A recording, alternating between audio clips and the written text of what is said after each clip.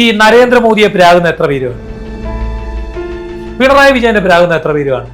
നമ്മൾ ഒരാളെ പ്രാഗി എന്ന് വെച്ചു, അയാൾ ശക്തരാകും. അനീഷ് എന്ന് പറയുന്ന ഒരു ചെറുപ്പക്കാരൻ അതിലേക്ക് വന്നപ്പോ അന്ന് അയാളുടെ ആ എൻട്രി കണ്ടപ്പോ ഞാൻ തന്നെ വിചാരിച്ചാണ് ഇതൊരു മനുഷ്യരുടെ ഇയാള് എന്തൊരു വൃത്തികെട്ട ആളാണ്, എല്ലാവരും തെറിയായിരുന്നു. പക്ഷെ പിന്നീട് ഞാൻ ഇപ്പൊ മനസ്സിലാക്കുന്നത് ജ്യോതിഷത്തിന്റെ പേരിൽ പണത്തിന് വേണ്ടി ഇല്ലാത്ത കാര്യങ്ങൾ പറഞ്ഞ് പറ്റിച്ചു എന്ന് ഒരാരോപണം എനിക്കെതിരെ വരത്തില്ല ചെയ്ത് കർമ്മയിൽ വിശ്വസിക്കും. ഏതെങ്കിലും ഒരു ദോഷമുണ്ടെന്ന് പറഞ്ഞിട്ട് ഒരു ഹൈന്ദവ വിശ്വാസിയായിട്ടുള്ള ഒരു പെൺകുട്ടി 30, 31, 32 വയസ്സ് വരെ പൊരുത്തം നോക്കി ചേരില്ല എന്ന് പറഞ്ഞ് കെട്ടാതെ നിൽക്കുന്നത് തെറ്റാണ്. അങ്ങനെ നിൽക്കാൻ പാടില്ല.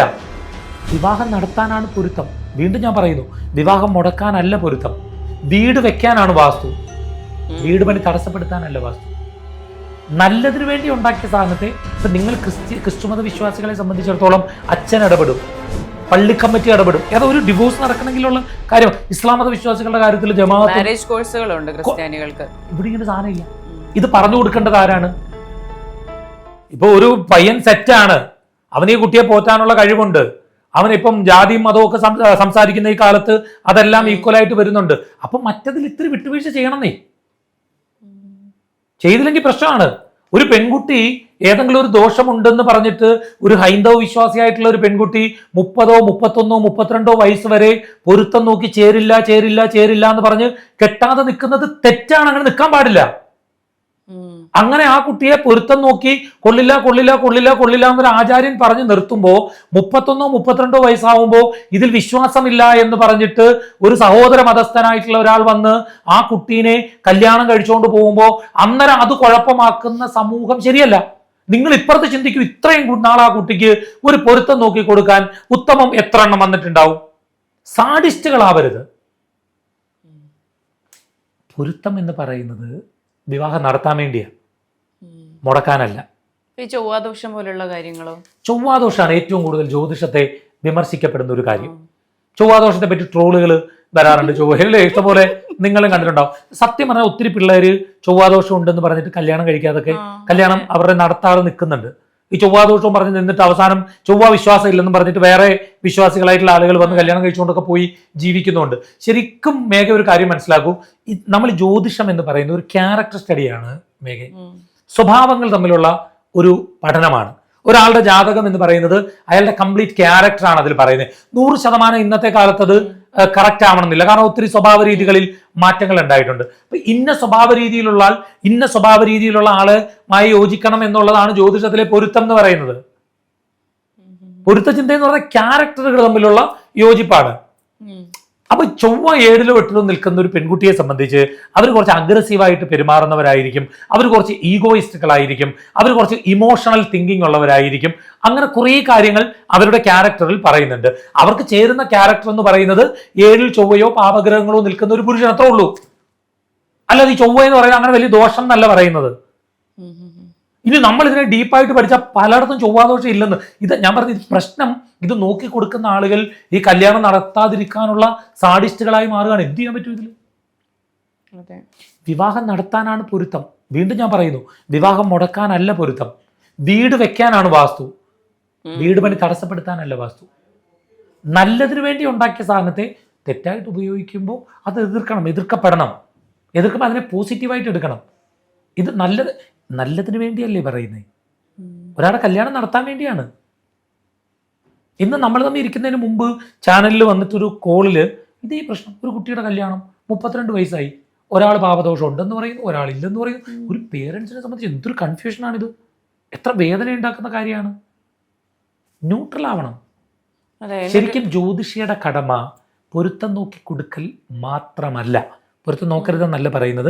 ഒരു ജ്യോതിഷി എന്ന് പറയുന്ന ഒരാൾ ആരായിക്കോട്ടെ, അയാൾ പൊരുത്തം നോക്കി കൊടുക്കൽ മാത്രമല്ല അയാളുടെ കടമ.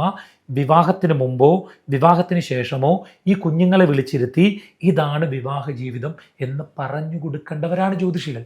ഹിന്ദുക്കളിൽ അങ്ങനെ ഒരാളില്ലെന്നേ. ഇപ്പം നിങ്ങൾ ക്രിസ്തുമത വിശ്വാസികളെ സംബന്ധിച്ചിടത്തോളം അച്ഛൻ ഇടപെടും, പള്ളി കമ്മിറ്റി ഇടപെടും. ഏതോ ഒരു ഡിവോഴ്സ് നടക്കണമെങ്കിലുള്ള കാര്യം. ഇസ്ലാം മത വിശ്വാസികളുടെ കാര്യത്തിൽ ജമാഅത്ത് മാരേജ് കോഴ്സുകളുണ്ട് ക്രിസ്ത്യാനികൾക്ക്. ഇവിടെ ഇങ്ങനെ സാധനമില്ല. ഇത് പറഞ്ഞു കൊടുക്കേണ്ടത് ആരാണ്? ജ്യോതിഷികളാണ്. പക്ഷെ ഇവർ കച്ചവട താല്പര്യത്തിലേക്ക് മാത്രം മാറിയപ്പോൾ ഇത് പറഞ്ഞു കൊടുക്കാൻ ആളില്ലാതായി. ശരിക്കും ജ്യോതിഷിയുടെ ജോലി അതാണ് മേഘയെ. ഇത് ചെയ്യുന്നില്ലെന്നുള്ളിടത്താണ് ഈ പ്രശ്നം. ഞാൻ പറയും, ഒന്നേ കല്യാണം കഴിച്ചിട്ട് അല്ലെ കല്യാണത്തിന് മുമ്പ് ഇവർ രണ്ടുപേരെയും കൂടി ഇങ്ങോട്ട് വിടണം. ക്യാരക്ടർ നോക്കിയിട്ട് പറഞ്ഞു കൊടുക്കും, ഇന്ന ഇന്ന കാര്യങ്ങളൊക്കെ ജീവിതത്തിൽ ഉണ്ടാവും, അതിനെ നമ്മൾ ഇങ്ങനെ വേണം ഡീൽ ചെയ്യാൻ. എല്ലാം ഇപ്പം നമുക്ക് പറഞ്ഞു കൊടുക്കാനും നമുക്കറിയാത്ത കാര്യങ്ങളും ഉണ്ടാവും, പലതും ഉണ്ടാവും. പക്ഷെ ഞാൻ ജനറലി പല കുടുംബത്തിലും ഉണ്ടാകുന്ന പ്രശ്നങ്ങൾ ഏകദേശം ഒക്കെ സെയിമാണ്. മിക്കവാറും നിങ്ങളെടുത്ത് നോക്കിയോണം, നിങ്ങളതൊരു സ്റ്റഡി നടത്തിക്കോ. ഒത്തിരി പ്രശ്നങ്ങൾ കോമൺ ആണ്. ഫാമിലി ലൈഫ് എടുത്ത് നോക്കിയോ, ഒത്തിരി പ്രശ്നങ്ങൾ കോമൺ ആണ്. സംശയം, ഈഗോ, അണ്ടർസ്റ്റാൻഡിങ് ഇല്ലായ്മയാണ് ബേസിക്കലി പ്രശ്നം. അതിൽ ഞാൻ മനസ്സിലാക്കുന്ന ഫാമിലി ലൈഫിൽ ഉണ്ടാകുന്ന പ്രശ്നങ്ങൾ മനസ്സിലാക്കലുകളില്ലായ്മയാണ്. നമ്മൾ നമ്മുടെ ഒരു പങ്കാളിയെ തെറ്റിദ്ധരിച്ചുകൊണ്ട് അയാളെ നോക്കാൻ ശ്രമിച്ചാൽ പിന്നെ മുന്നോട്ട് പോകാൻ പറ്റത്തില്ല. കാരണം അയാൾ കാണിക്കുന്നത് മുഴുവൻ നമുക്ക് തെറ്റായിട്ടേ തോന്നുള്ളൂ. അണ്ടർസ്റ്റാൻഡിങ് ഇല്ലാതെ വരിക എന്ന് പറയുന്നത് ഏറ്റവും അപകടകരമായ ഒരു കാര്യമാണ് കുടുംബജീവിതത്തിൽ. പിന്നെ ഒരു വഴക്കുണ്ടാകുമ്പോൾ നമ്മൾ ഈ പാർട്ട്ണറുടെ നെഗറ്റീവുകളെ അങ്ങ് ഹൈലൈറ്റ് ചെയ്യരുത്. ഇവരെപ്പോഴും ഇങ്ങനെയാണ്, എല്ലാ തവണയും സമയവും ഇങ്ങനെയാണ്. ഇപ്പുറത്ത് ഒത്തിരി നന്മകൾ അയാൾ ചെയ്തിട്ടുണ്ടാവാം, ഒത്തിരി നന്മകളും അയാൾക്കുണ്ടാകാം. ആ നന്മകളെക്കുറിച്ചൊന്ന് ഹൈലൈറ്റ് ചെയ്താൽ പല പ്രശ്നങ്ങളും തീരും എന്നുള്ളതാണ് ഞാൻ കുടുംബജീവിതങ്ങളിൽ നിന്ന് മനസ്സിലാക്കിയ ഒരു കാര്യം. ഇത് ഞാൻ മാത്രമാണ് ശരി, ഞാൻ ചെയ്യുന്നത് മാത്രമാണ് ശരി എന്ന് വിചാരിക്കുകയും വിശ്വസിക്കുകയും അങ്ങനെ പ്രവർത്തിക്കുകയും ചെയ്താൽ ഒന്നും കോംപ്രമൈസ് ആവത്തില്ല. നമ്മുടെ വിവാഹ ജീവിതം എന്ന് പറയുന്നത് അഡ്ജസ്റ്റ്മെൻ്റ് അല്ല, അണ്ടർസ്റ്റാൻഡിങ് ആണ്. മനസ്സിലാക്കിയോ? അയാൾ ഇങ്ങനെയാണ് എന്ന് മനസ്സിലാക്കിയാൽ നല്ലതായിട്ട് പോകും. അത് തിരിച്ചും വേണം. അണ്ടർസ്റ്റാൻഡിങ് ആണ്, അഡ്ജസ്റ്റ്മെൻറ്റ് തെറ്റാണ്. അണ്ടർസ്റ്റാൻഡിങ്ങിൽ പോയി നോക്കൂ, ഒരു പ്രശ്നം ഉണ്ടാകത്തില്ല. ജനറൽ പ്രശ്നമാണ്. ഇപ്പം ഈ സംശയം ഇന്നത്തെ കാലത്തൊരു വലിയ അപകടമാണ്. ഈ സംശയം ഉണ്ടാക്കാനുള്ള ശക്തികളുമുണ്ട്. ഞാൻ ഇത് ഒത്തിരി ജീവിതങ്ങളിൽ പഠിച്ച കാര്യമാണ് പറയുന്നത് കേട്ടോ. ഞാൻ വളരെ അപകടകരമായ നിലയിൽ ഈ സംശയം ഉണ്ടാക്കി കൊടുക്കുന്ന ചില ആളുകളുണ്ട്. അത് ജീവിതത്തിൽ ഒന്നുമില്ലാത്ത കാര്യത്തെപ്പറ്റി എൻ്റെ ഒരു ഫ്രണ്ടിൻ്റെ വൈഫിൻ്റെ അടുത്ത് ചെന്നിട്ട് അവൻ ഇങ്ങനെ ചെയ്തു അങ്ങനെ ചെയ്തു എന്ന് ആരോ പറഞ്ഞു കൊടുക്കുകയാണ്. ഈ കുട്ടി ഇത് ശരിയാണെന്ന് വിശ്വസിച്ചിട്ട് ഇവനെ ഇട്ട് മെൻ്റലി ഭയങ്കരമായിട്ട് ഹരാസ് ചെയ്യുകയാണ്. എന്തു ചെയ്യാൻ പറ്റും? അവൻ ഇപ്പം കുറേ വർഷങ്ങൾക്ക് മുമ്പ് ഇങ്ങനെ നടന്നു, അവൻ ഇങ്ങനെ ചെയ്തു എന്ന് പറഞ്ഞാൽ ഇതിങ്ങനെ ചെയ്തില്ല എന്ന് കുറേ വർഷങ്ങൾക്ക് മുമ്പുള്ള കാര്യം ഇവൻ എങ്ങനെ തെളിയിക്കും? ഈ കുട്ടിയുടെ മനസ്സിലൊരു വിഷം അങ്ങോട്ട് കുത്തി വെച്ച് കഴിഞ്ഞാൽ ആ ജീവിതം പിന്നെ ആ കുട്ടി പിന്നെ അവൻ്റെ നെഗറ്റീവുകളെ ചിന്തിക്കുകയുള്ളൂ. പിന്നെ ഇവൻ ഫോൺ എടുത്തുകൊണ്ട് എവിടെയിൽ നിന്നും സംസാരിച്ചാൽ, ഇവൻ എന്തെങ്കിലും കുറച്ച് നേരം ഒന്ന് ചാറ്റ് ചെയ്തിരുന്നാൽ, എവിടെങ്കിലും ഒന്ന് പോയി ഇവനൊരു മീറ്റിങ്ങിൽ അറ്റൻഡ് പോയി ഫോൺ എടുക്കാതിരുന്നാൽ മൊത്തം ആ കുട്ടിയുടെ ചിന്ത മുഴുവൻ മറ്റവർ പറഞ്ഞ ആ സാധനത്തിലേക്ക് പോകും. അണ്ടർസ്റ്റാൻഡിങ് ഇല്ലാതെ വരും. മറ്റുള്ളവരുടെ ഇടപെടൽ ഭയങ്കര പ്രശ്നമാണ്. അത് ഈ കേരളത്തിൽ ജീവിക്കുന്നവർക്കാണ് കൂടുതൽ. എനിക്ക് തോന്നുന്നു ഔട്ട് ഓഫ് കേരളയിൽ, ഔട്ട് ഓഫ് ഇന്ത്യയിൽ അത്തരം ഇടപെടലുകൾ കുറവാണ്. അതുകൊണ്ട് പുറത്ത് ചിലപ്പോൾ ജീവിതം കുറച്ചുകൂടെ രസകരമായിട്ടായിരിക്കും അവർ ജീവിക്കുന്നത്. ഇപ്പോൾ മൈഗ്രേറ്റഡ് കൺട്രീസിലേക്കൊക്കെ പോയ ഒത്തിരി ഫാമിലികളുണ്ട്. കമ്പാരിറ്റീവ്ലി അവർ ചിലപ്പോൾ കുറച്ച് രസകരമായിട്ടായിരിക്കും ജീവിക്കുന്നത്. കാരണം അവർക്ക് സമയമില്ല. മറ്റുള്ളവരുടെ ഇടപെടലുകൾ കുടുംബജീവിതങ്ങളെ ഇല്ലായ്മ ചെയ്യുന്നുണ്ട്. കാരണം സാഡിസ്റ്റുകളായിട്ടുള്ള കുറേ ആളുകൾ അനാവശ്യങ്ങൾ പോയി പറഞ്ഞിട്ട് എത്ര കേസുകൾ എനിക്കറിയാമെന്നറിയാം. വെറുതെ വന്നിട്ട് ഇപ്പോൾ കഴിഞ്ഞ ദിവസം ഒരു കുട്ടി ഭർത്താവിനോട് ചോദിച്ചു, നിങ്ങൾക്ക് എന്നെയാണോ നിങ്ങളുടെ അമ്മയാണോ ഏറ്റവും ഇഷ്ടം? ആരോ പറഞ്ഞു കൊടുത്തിട്ടാണ്. ആരോ പറഞ്ഞ അവൻ തള്ളയുടെ വാക്കും കേട്ട് ജീവിക്കുന്നവനാണെന്ന് കണ്ട് പറഞ്ഞിട്ട് ഈ കുട്ടി, അപ്പം അവന് സ്വാഭാവികമായിട്ട് അവൻ്റെ ഈഗോ ഇളകി. അവൻ പറഞ്ഞു എനിക്ക് അമ്മയെ ഇഷ്ടമെന്ന്. കുട്ടിക്ക് ഡിവോഴ്സ് ചെയ്യണം. അപ്പം ഞാൻ ആ കുട്ടി എടുത്ത് ചോദിച്ചു, മോളെ അവന് വേണമെങ്കിൽ മോളെയാണ് ഇഷ്ടം എന്ന് പറയാമായിരുന്നു. പക്ഷെ മോളൊന്ന് മനസ്സിലാക്കുക, അവനെ പ്രസവിച്ച കുഞ്ഞിലെ മുതൽ അവനെ താലോലിച്ച അവൻ്റെ മാലിന്യങ്ങളും അവൻ്റെ വിഷമങ്ങളും ഒക്കെ അറിഞ്ഞ് അവൻ കയ്യിൽ കിടന്നുറങ്ങുമ്പോൾ ഒരു കൊതുക് വന്ന് കടിച്ചാൽ പോലും ആ കൈ അനക്കാതെ അവൻ്റെ ഉറക്കത്തെ ഡിസ്റ്റർബ് ചെയ്യാതെ അവനെ പരിലാളിച്ച് വളർത്തിക്കൊണ്ടുവന്ന അമ്മയേക്കാൾ ഇന്നലെ ഇത്തിരി സ്നേഹം കൊടുത്ത മോളെയാണ് ഇഷ്ടമെന്ന് അവൻ പറഞ്ഞാൽ അവൻ ഏറ്റവും വലിയ കള്ളനാണെന്ന് പറഞ്ഞു. കാരണം അവന് സ്നേഹത്തിന് വാല്യൂ ഇല്ല. ഒന്നാമത് ആ ചോദ്യമേ തെറ്റ്. അമ്മയെ സ്നേഹിക്കുന്ന പോലെ അല്ലല്ലോ ഭാര്യയെ സ്നേഹിക്കുന്നത്. ഫസ്റ്റ് ഓഫ് ഓൾ ആ ചോദ്യം തെറ്റ്. ഇത്രയും കാലം സ്നേഹിച്ച അമ്മയേക്കാൾ ഇന്നലെ വന്ന് നിന്നെ എനിക്ക് കൂടുതൽ ഇഷ്ടമാണെന്ന് പറഞ്ഞാൽ നാളെ വേറെ എവിടെയെങ്കിലും സ്നേഹം കിട്ടിയാൽ ഇവൻ ഇവളെയും തള്ളത്തില്ലേ? പക്ഷേ ബാക്കിയുള്ള ജീവിതകാലം മുഴുവൻ ജീവിക്കേണ്ട ജീവിത പങ്കാളിയല്ലേ എന്ന് വെച്ചിട്ട് ഇത് രണ്ടും കൂടെ കമ്പയർ ചെയ്യുന്ന കമ്പാരിസൺ ഇല്ല. അമ്മയ്ക്ക് കൊടുക്കുന്ന സ്നേഹം വേറെ, ഭാര്യയ്ക്ക് കൊടുക്കുന്ന സ്നേഹം വേറെ. അങ്ങനെ ഒരു ചോദ്യം തെറ്റല്ലേ? അതെ അതെ അതെ ശരി. ഞാൻ പ്രൈമറി ഫാമിലി കറക്റ്റ് ആണ്. നിങ്ങൾ പറയുന്ന പോയിന്റ് ഏതാ? പ്രൈമറി ഫാമിലിയാണ്, ഞാൻ, ഭർത്താവ്, മക്കൾ. പക്ഷെ അമ്മയുടെ പ്രൈമറി ഫാമിലിയിൽ ഈ മകനുണ്ട്. നിങ്ങൾ ഈ പ്രൈമറി ഫാമിലി അക്സെപ്റ്റ് ചെയ്യുന്നെങ്കിൽ ആ പ്രൈമറി ഫാമിലി അവർക്ക് വലുതല്ലേ? ചോദ്യമാണ് തെറ്റ്. ഞാൻ ചോദിക്കട്ടെ, തിരിച്ച് മേഘ എടുത്ത് അവൻ നിങ്ങളെയാണ് കൂടുതൽ ഇഷ്ടം എന്ന് പറഞ്ഞാൽ അവൻ അമ്മയെക്കാൾ ഇഷ്ടം വന്നല്ലോ. നാളെ വേറൊരു പെണ്ണിന്റെ സ്നേഹം കുറച്ചുകൂടെ കിട്ടിയാലോ? വിശ്വസിക്കാൻ കൊള്ളാവോ? ഞാൻ ചോദിക്കുക, സിമ്പിൾ ആയിട്ട് ചോദിക്കുക.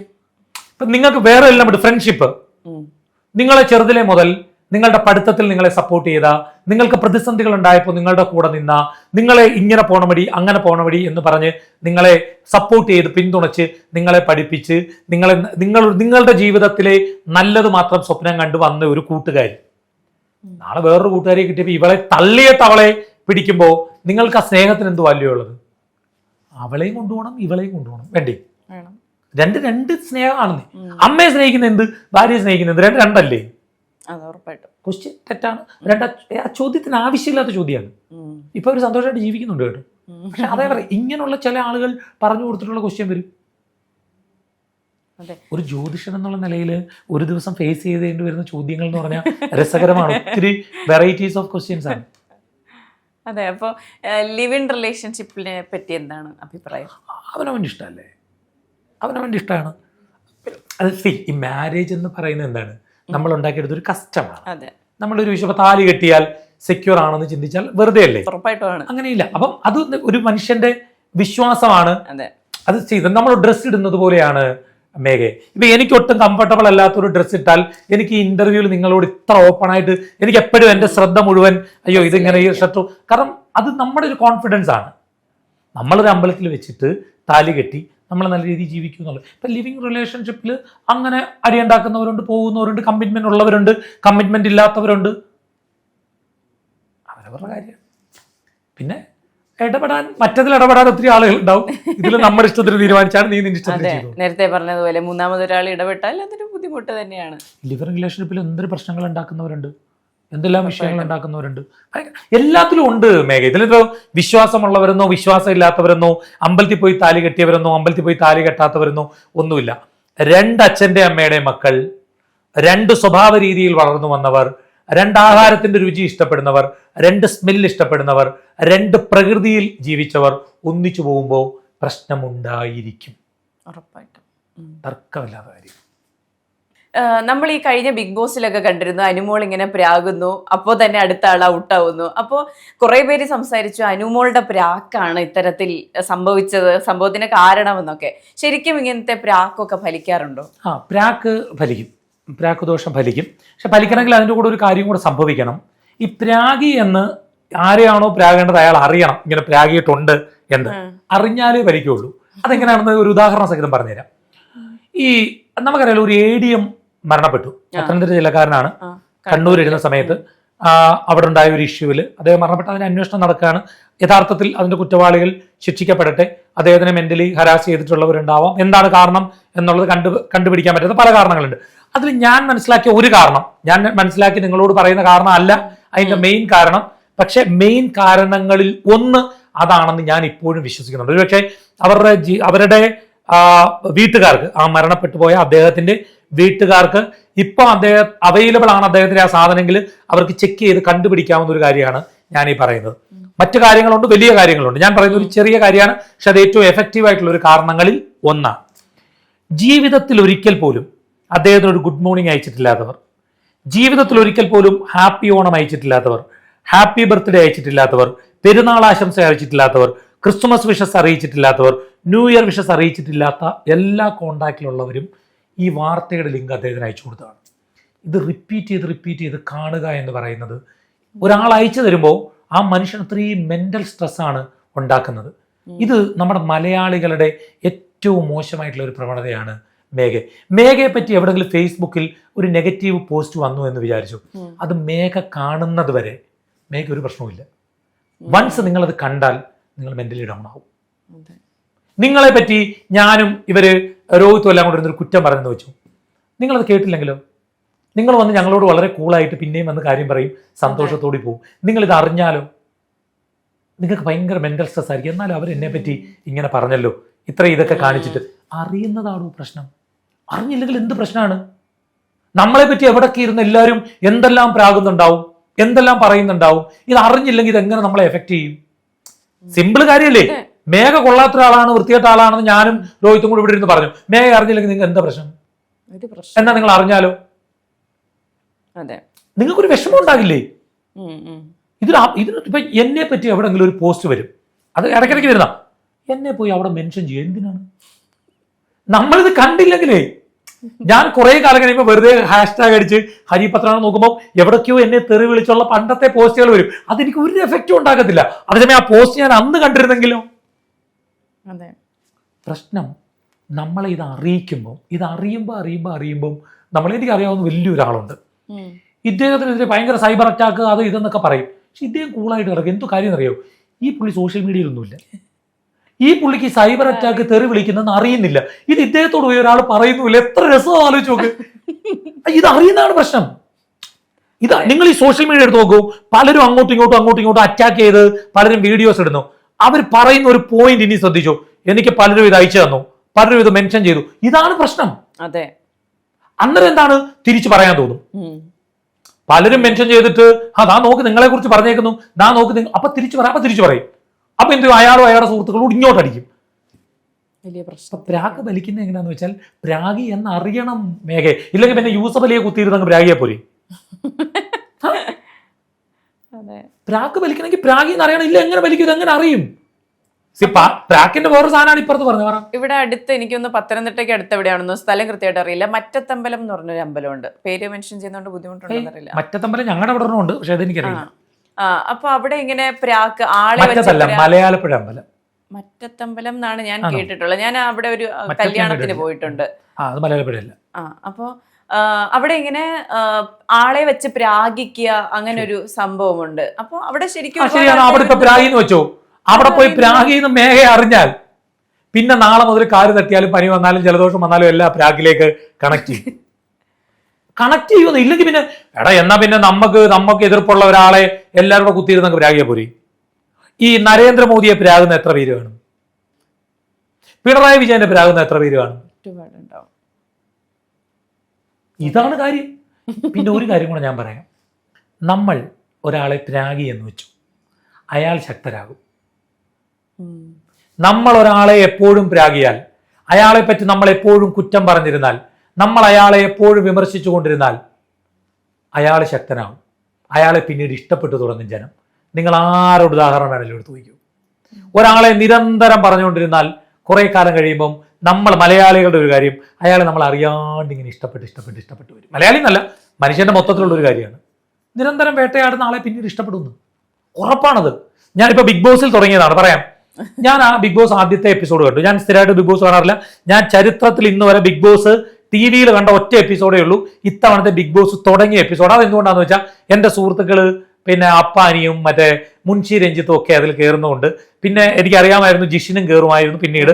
അപ്പൊ അതുകൊണ്ട് എന്താണ് തുടക്കം കാണാൻ, ആരൊക്കെയാണ് ഇനി ഇവരുമായിട്ടൊക്കെ ഏറ്റുമുട്ടാൻ വേണ്ടി പോകുന്നതെന്ന് കാണാം എന്ന് പറഞ്ഞ ഫസ്റ്റ് എപ്പിസോഡ് കണ്ടപ്പോൾ അനീഷ് എന്ന് പറയുന്ന ഒരു ചെറുപ്പക്കാരൻ അതിലേക്ക് വന്നപ്പോ അന്ന് അയാളുടെ ആ എൻട്രി കണ്ടപ്പോൾ ഞാൻ തന്നെ വിചാരിച്ചു, എന്തൊരു മനുഷ്യരുടെ ഇയാള്, എന്തൊരു വൃത്തികെട്ട ആളാണ്, എല്ലാവരും തെറിയായിരുന്നു. പക്ഷെ പിന്നീട് ഞാൻ ഇപ്പൊ മനസ്സിലാക്കുന്നത് അയാളെ ഇഷ്ടപ്പെടുന്ന കുറേയേറെ ആളുകൾ ഉണ്ടായിട്ടുണ്ട്. ഈ ഹേറ്റേഴ്സ് എല്ലാം തിരിച്ച് ഇപ്പുറത്തേക്ക് വരികയും ചെയ്തു. അപ്പൊ എന്താണ്, ഒരാളെ നിരന്തരം ഇപ്പൊ നിങ്ങളെ ആരെങ്കിലും പ്രാകുന്നെങ്കിൽ നിങ്ങൾ വിചാരിച്ചു രക്ഷപ്പെട്ടു, സന്തോഷം.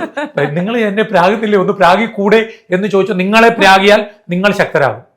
നിങ്ങൾ എല്ലാവരും എടുക്കുന്നത്, നിങ്ങൾ നമ്മുടെ നേതാക്കന്മാരെ എടുക്കുക. ആരാണ് പൂച്ചണ്ട് മേടിച്ച് നേതാവായിട്ടുള്ളത്? നരേന്ദ്രമോദി പൂച്ചണ്ട് മേടിച്ച് നേതാവായ ആളാണോ? പ്രാക്കുകളിലൂടെയും കുറ്റം പറച്ചിലൂടെയും എതിർവാർത്തകളിലൂടെയും മോശം വാക്കുകൾ ഉപയോഗിച്ചും ഒക്കെ ആളെ സംബോധന ചെയ്തിട്ട് ആള് തകർന്നു പോയോ? പിണറായി വിജയനെ എന്തെല്ലാം വേട്ടയാടിയിട്ടുണ്ട്, എന്തെല്ലാം പ്രാഗിയിട്ടുണ്ട്. ഈവൻ ശബരിമലയിൽ യുവതീ പ്രവേശന സമയത്ത് ഞാൻ തന്നെ അദ്ദേഹത്തിന് എന്താണ് ഈ മനുഷ്യൻ കാണിക്കുന്നതെന്ന് ചിന്തിച്ചിട്ടുണ്ട്, എതിർത്തിട്ടുണ്ട്. നാമജപ ഘോഷയാത്രയിൽ പങ്കെടുത്തിട്ടുണ്ട്. എന്തെങ്കിലും സംഭവിച്ചോ പുള്ളിക്ക്? നിങ്ങൾ മുഴുവൻ ആളുകളെ എടുത്തു നോക്ക്. പക്ഷെ ആ സമയത്ത്, ഈ പ്രശ്നങ്ങൾ ഉണ്ടാകുന്ന സമയത്ത് അവർക്കുണ്ടാകുന്ന ഒരു മെന്റൽ സ്ട്രെസ്, അത് എടുക്കുന്നെങ്കിൽ അത് മാത്രമാണ് അതിലെ അപകടം. ഉമ്മൻചാണ്ടി സാർ മരിച്ചില്ലേ? ഞാൻ ഇപ്പോഴും മനസ്സിലാക്കുന്നത് അദ്ദേഹത്തിന്റെ മരണത്തിന്റെ ഒരു കാരണം അദ്ദേഹത്തിന് കൊടുത്ത മെന്റൽ സ്ട്രെസ് തന്നെയാണ്. വലിയൊരു പ്രശ്നമാണെന്നേ അത്. നമുക്ക് ഭയങ്കര മെന്റൽ സ്ട്രെസ് ഉണ്ടാകുമ്പം നമ്മുടെ ബോഡിയെ വീക്കാവും.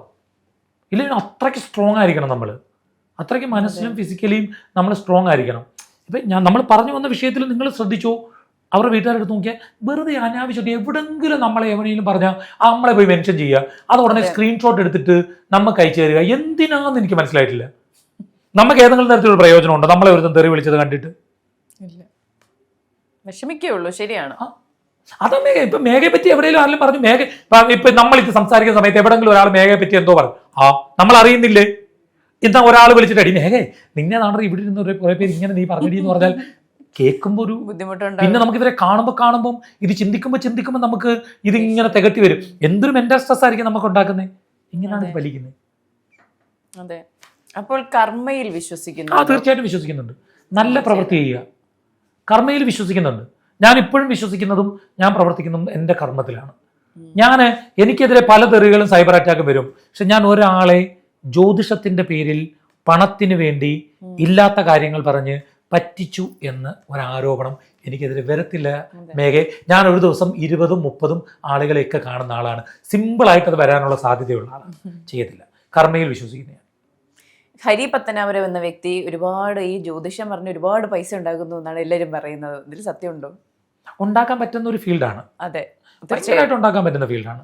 അപ്പം ഞാൻ പറയും, ഇപ്പം ഞാനിത് പറയുമ്പോൾ എന്താ വെച്ചാൽ പുറത്തുള്ള ആളുകൾ, ഞാൻ ശരി നിങ്ങൾ പറഞ്ഞു വളരെ, ഞാൻ ഈ അടുത്ത സമയത്ത് ആരോ ഇത് ഒരു വിഷയവുമായി ബന്ധപ്പെട്ട് എന്നോട് നിങ്ങളുടെ ഇതിൽ ഇഷ്ടംപോലെ പൈസ ഇല്ലേ എന്നൊക്കെ ചോദിച്ചിട്ട് വന്നു. പക്ഷെ എൻ്റെ നാട്ടുകാർക്കറിയാം, ഞാനിത് പറയുമ്പോൾ എൻ്റെ വീടിനടുത്തുള്ള ഒരു വീട്ടുകാരെ വിട്, അവരിപ്പോൾ ഞാൻ എന്ത് ചെയ്താലും എന്നെ സപ്പോർട്ട് ചെയ്യുന്ന പറയും. നാട്ടുകാർ സപ്പോർട്ട് ചെയ്യണമെങ്കിൽ അവർക്ക് എന്തായാലും സത്യം അറിയാതെ അവർ പിന്തുണയ്ക്കത്തില്ലയോ. ഞാൻ എൻ്റെ ഏറ്റവും വലിയ മണ്ടത്തരവും എനിക്ക് വീട്ടിൽ നിന്ന് ഏറ്റവും വിമർശനം കേൾക്കേണ്ടി വരുന്നതും ഞാൻ പണം ഉണ്ടാക്കുന്നില്ല എന്നുള്ളതിലാണ്.